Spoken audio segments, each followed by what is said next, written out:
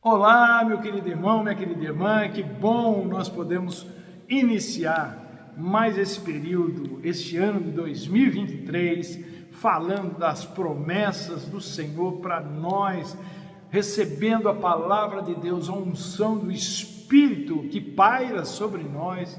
E essa unção que paira, ela tem que fazer parte das nossas vidas. Então, eu desejo para você um 2023 cheio da presença, do poder, da graça, da misericórdia e da bondade de Deus, em nome de Jesus. Vamos falar com Ele e depois ouvi-lo. Amém? Pai amado, que bom que o Senhor nos proporciona essa oportunidade, esse privilégio, ó Deus, de nos comunicarmos, de comunicarmos a Tua palavra, ainda que através de um vídeo, ó Deus, de um áudio, que o Senhor, ó Deus, faça resplandecer o Seu rosto sobre nós, nos dando a Tua paz, a Tua bênção, o Teu cuidado, através disso que o Senhor tem para nos revelar hoje, através da Tua palavra. Abençoa essa pessoa que está assistindo ou que está ouvindo essa palavra, que o coração dela seja alcançado, ó Deus, pelo Teu poder, pelo Teu Espírito Santo, e que Jesus seja ou se torne o Senhor e Salvador da sua vida. Assim nós oramos, ó Deus, em nome dele, o nosso Senhor e Salvador, Jesus Cristo. Amém e amém. E o texto que Deus nos deu para compartilharmos hoje se encontra no livro de Josué, no capítulo 1, os versos 10 e 11, onde está escrito o seguinte: Assim Josué ordenou aos oficiais do povo: percorram o acampamento e ordenem ao povo que prepare as provisões. Daqui a 3 dias, vocês atravessarão o Jordão neste ponto, para entrar e tomar posse da terra que o Senhor, o seu Deus, lhes dá. Amém? Receba essa palavra, esse final de versículo, assim como sendo para você, ainda em pouco tempo, né? No caso deles, daqui a 3 dias, vocês atravessarão ou receberão, né? Ou entrarão para tomar posse da promessa que o Senhor, o seu Deus, lhes dá. Eu fiquei pensando no que falar no dia de hoje, como sempre faço, mas é um período diferente, né? Um começo de um período, pelo menos no calendário, e eu escolhi esse texto, e esse texto veio ao meu coração, porque nesse momento, Josué está tratando de uma transição, de um momento de mudança na rotina dos israelitas. E é disso que trata a nossa palavra de hoje. Talvez você conheça aquela expressão popular, né? Vamos em frente que atrás vem gente. É justamente isso. O que passou, passou, o que deu, deu, o que não deu, não deu. E alvos, metas, objetivos nunca devem estar atrás, no passado. É sempre à frente, no futuro. É por isso que o autor aos Hebreus, no capítulo 12, verso 2, diz que a gente deve manter os olhos fitos em Jesus, o autor e consumador da nossa fé. Jesus não está mais no passado, ele não está mais na cruz, tanto é que o símbolo cristão protestante da cruz não tem Jesus, ele não está mais lá, ele está à direita de Deus Pai, à espera do momento de nos encontrarmos com ele. Ele virá para nos buscar e nós iremos com ele. A gente está aqui hoje, por causa de Jesus, do sacrifício dele, mas ele não está mais na cruz, ele não está morto, ele não está mais no sepulcro, ele está vivo. Então o nosso alvo não está mais no passado, mas sim no futuro. Nesse exato momento, Jesus e o Pai estão trabalhando, estão agindo para que nós possamos colher sempre algo de bom em toda e qualquer situação, conforme nos diz Paulo em Romanos 8, 28, não é? Quando ele diz que Deus age em todas as coisas para o nosso bem. Por isso, aconteça o que acontecer, não tire os olhos de Jesus, não queira buscar em outra fonte aquilo que só Deus pode te dar, aquilo que só Deus pode fazer. Deus sempre terá grandes coisas para nós, mesmo que o inimigo e as circunstâncias queiram complicar nossas vidas. Espere grandes coisas de Deus para esse ano. Parece frase de efeito, mas não é essa a intenção. A questão é, por que não esperar o melhor de Deus? A gente pode esperar outra coisa de Deus, senão o que é bom, senão o que é para o nosso bem? Eu não creio. Eu creio que Deus tem grandes coisas para nós. Nós sabemos que até o mal que Deus permite que nos aconteça pode ser transformado em alguma coisa profundamente útil para a nossa fé. Eu não sei se vocês já assistiram aquele trecho que sempre tem no Instagram, do julgamento do Gary Ridgway, o assassino de Green River, lá nos Estados Unidos. Dizem que ele foi condenado por 49 mortes, mas dizem que tem muito mais. Mas cada uma das pessoas que tiveram suas filhas mortas por ele, torturadas por ele, naquele julgamento o xingaram, o amaldiçoaram, queriam vê-lo no inferno queimando, e ele nem nada disso mexia com ele. Parecia até que ele estava se divertindo com a reação daquelas pessoas. E ele está lá impassível, até que um homem, um pai, um crente, olhou para ele, chamado para falar, sobe à tribuna, olha para ele e diz: Senhor Gary, Senhor Ridgway, as pessoas que estão aqui te odeiam, mas eu não. O que o Senhor fez com a minha filha me colocou numa posição, numa situação muito difícil com relação ao que eu creio, com relação à minha fé, porque o meu Deus disse que eu tenho que te perdoar. Então, eu te perdoo. E quando aquele pai disse isso, aquele homem assassino frio chorou. Coisas ruins, coisas absurdamente horríveis como as que aquele homem fez, não deveriam acontecer, mas acontecem. Deus, obviamente, não tem nada a ver com elas. No entanto, a gente pensa o seguinte: como é possível, pastor, tirar alguma coisa boa de todo o mal que esse homem praticou?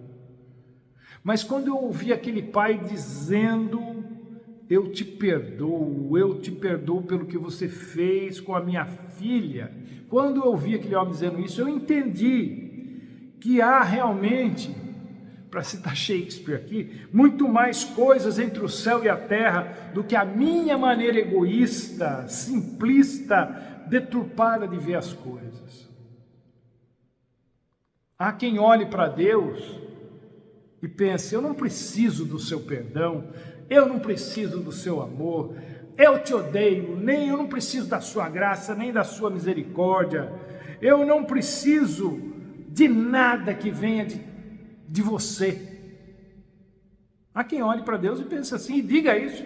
No entanto, é por causa de tudo isso, da bondade, da misericórdia, da graça, do amor de Deus, é que a pessoa que pensa assim ainda está viva.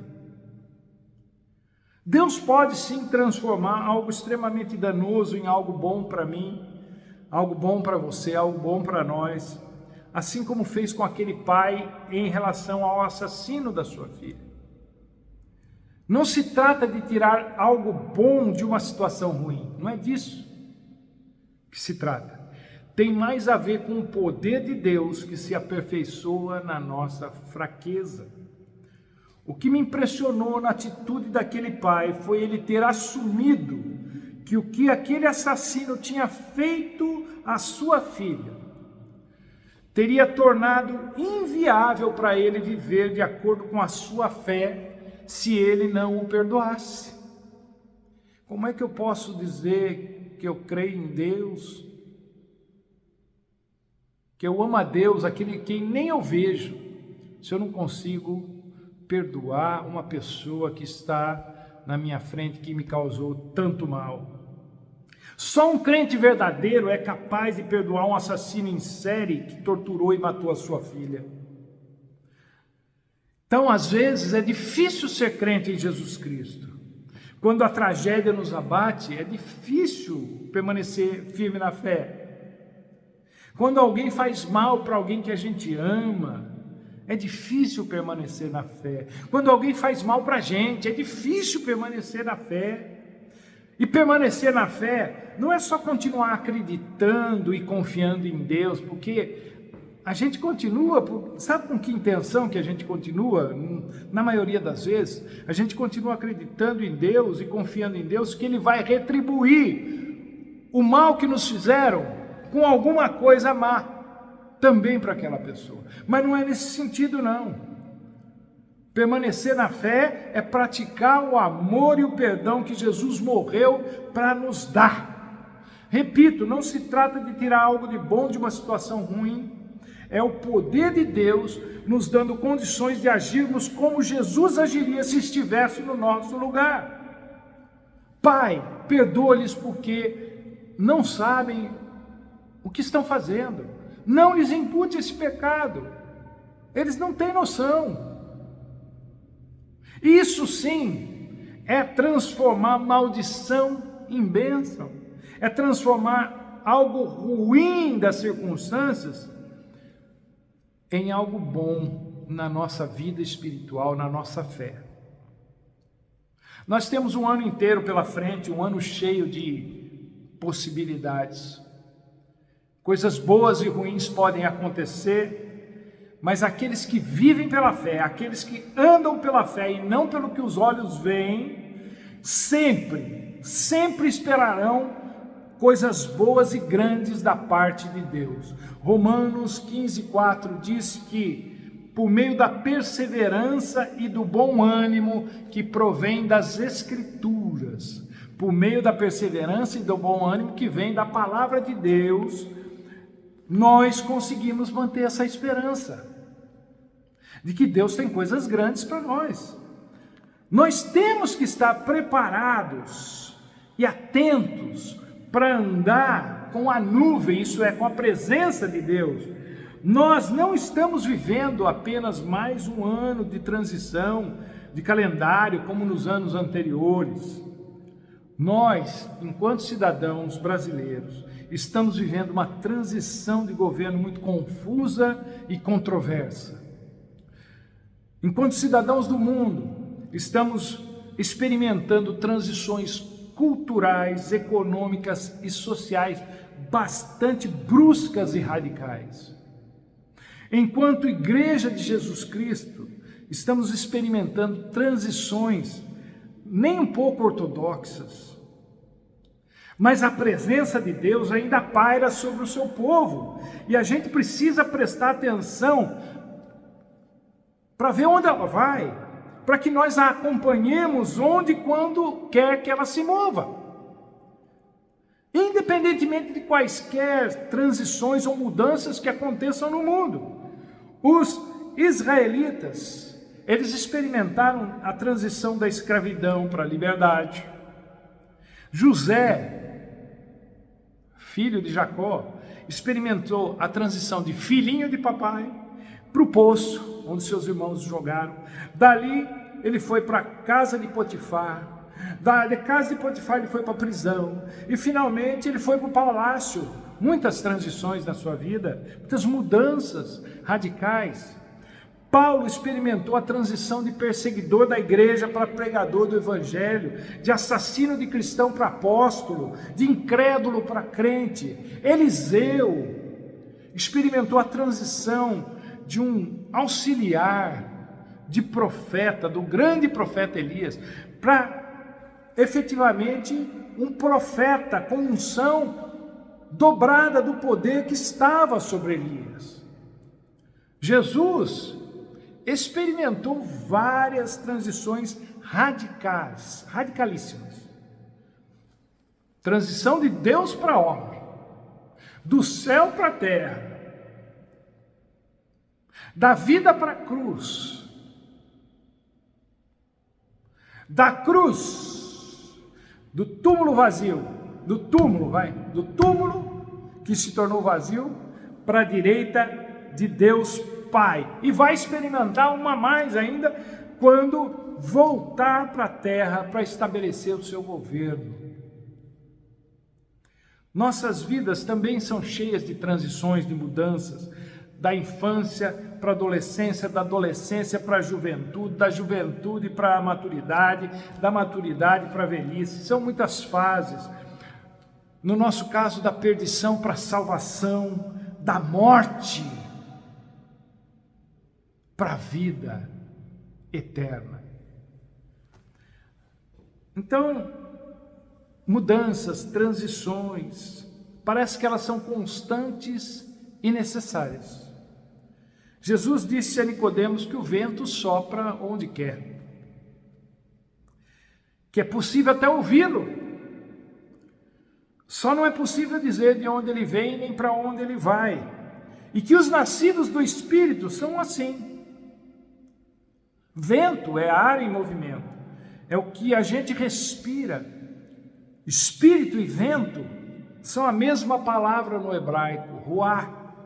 E tanto um quanto o outro se movimentam constantemente, o que significa que Deus está sempre nos empurrando, ou nos chamando, ou nos puxando para uma nova direção, para um novo tempo.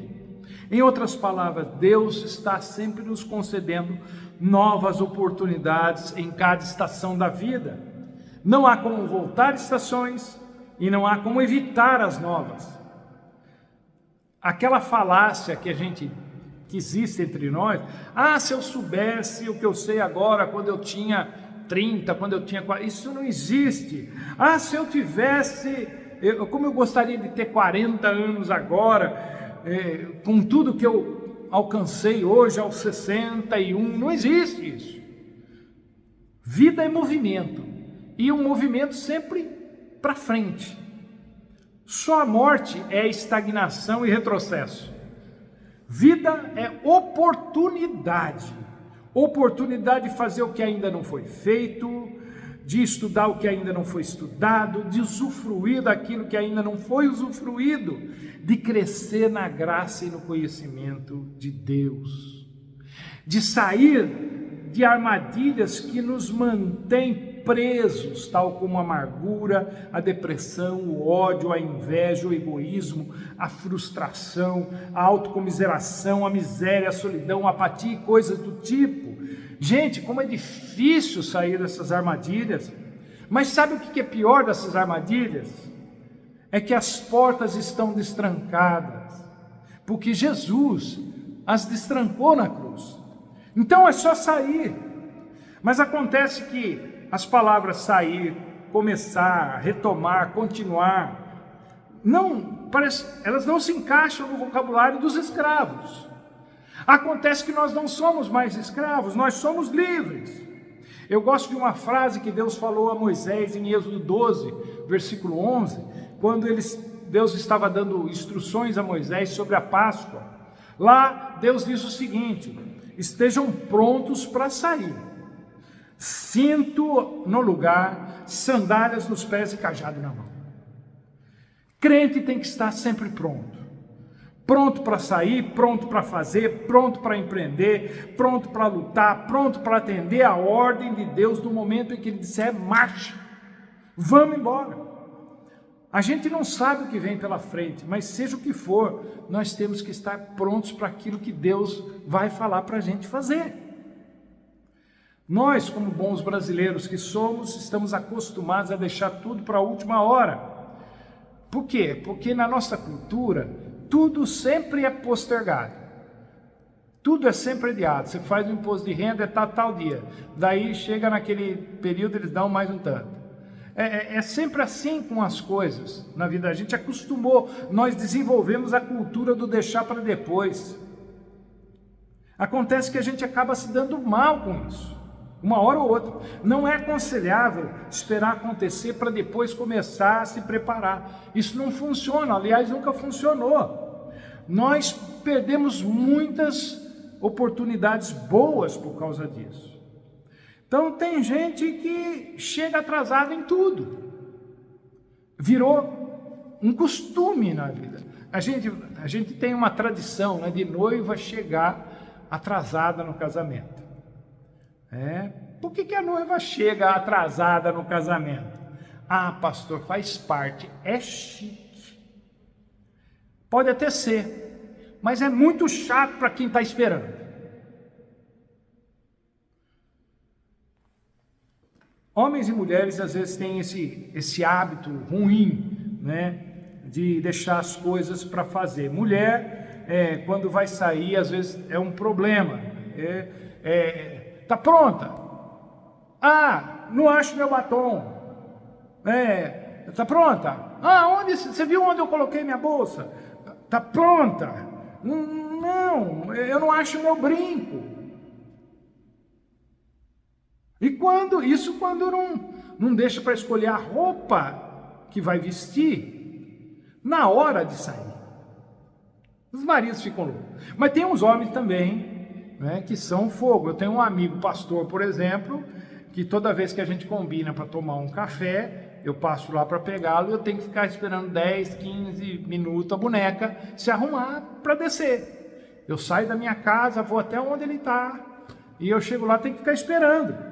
Eu não vou dizer o nome, porque a ética não me permite fazê-lo, não é? Então, tudo isso que eu disse para vocês aqui, essas brincadeiras todas, é só para dizer que não devemos esperar a oportunidade aparecer para só então começarmos a nos preparar. Tem coisas que não esperam. Quando a bênção de Deus estiver passando, nós temos que estar preparados para ela. Quando a luta vier, nós temos que estar preparados para ela. Quando Jesus voltar, nós temos que ter conosco um suprimento de óleo extra, além daquele que está mantendo o fogo aceso na candeia hoje.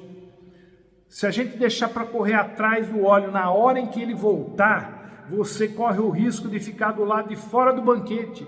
É o que nos ensina o próprio Jesus na parábola das 10 virgens em Mateus 25. Prepare-se, antecipe-se, encha-se do Espírito Santo o quanto você puder. E usando as palavras do profeta Eliseu, lá em 2 Reis, capítulo 4, verso 3, quando ele está falando para a mulher que vai fazer o milagre do azeite, não poucas vasilhas, eram muitas vasilhas. Ele fala para ela, você vai atrás da vasilha, mas muitas vasilhas, não vem com pouca não, tem que ser muito. E você também, meu querido irmão, minha querida irmã, é disso que nós precisamos para chegar do outro lado, na outra margem, em 2024. Nós precisamos estar imersos em Deus, cheios da presença dEle, cheios do poder dEle, porque a meta agora é chegar em 2024.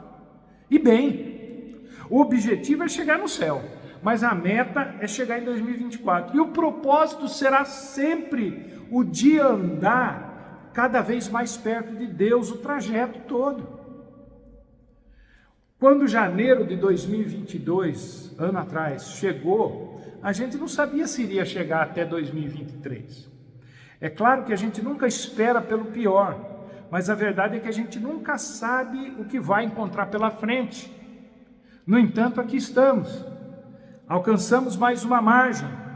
Eu creio que uma palavra boa para marcar nossa vida hoje, nosso tempo de transição, é a que Jesus disse aos discípulos em Marcos 4, 35, quando eles vão para outra margem do Mar da Galileia, Jesus fala assim para eles: vamos para o outro lado, vamos até a outra margem.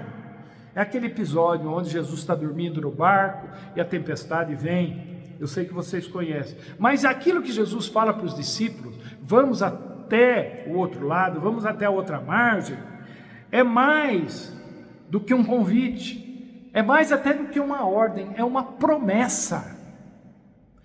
Essa travessia de uma margem à outra pode muito bem ser comparada ao que nos acontece de um ano ao outro, até o outro. A gente entra no ano com Jesus e está tudo bem, tudo tranquilo, normal, como vocês quiserem, mas em algum ponto no meio do caminho, um vendaval se levanta, as águas começam a encher o barco, e aquilo que parecia que ia ser um ano normal, tem aquela reviravolta. Você fala para Jesus: mestre, não se dá que morramos como os discípulos.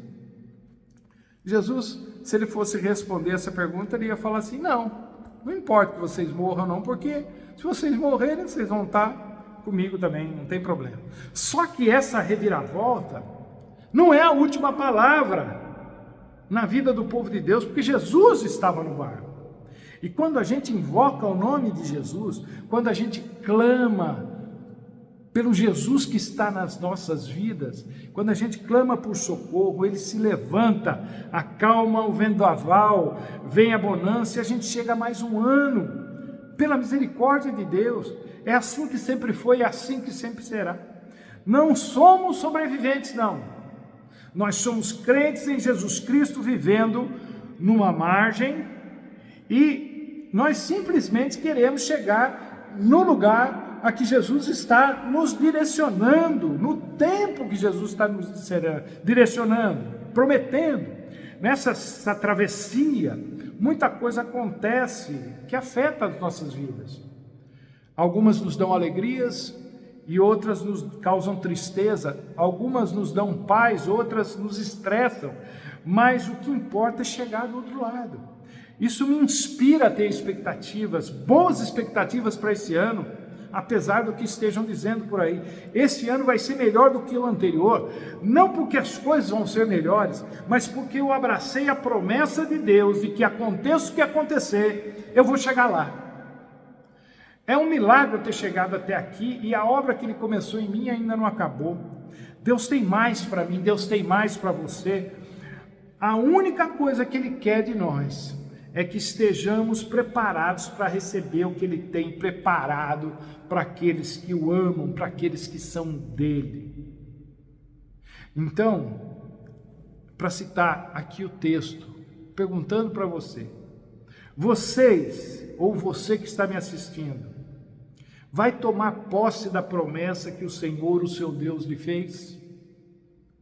Você recebe essa palavra profética? Receba. Você está prestes a tomar posse da promessa que o Senhor, o seu Deus, lhe fez. Venha o que vier, o que Deus tem para nós será maior em nossas vidas do que qualquer coisa que aconteça no mundo. Creia nisso, ore por isso, prepare-se para tomar posse da promessa que o Senhor, o seu Deus, lhe faz. Deus te abençoe, meu querido, minha querida. Receba essa palavra no coração e até a próxima, se Ele assim nos permitir.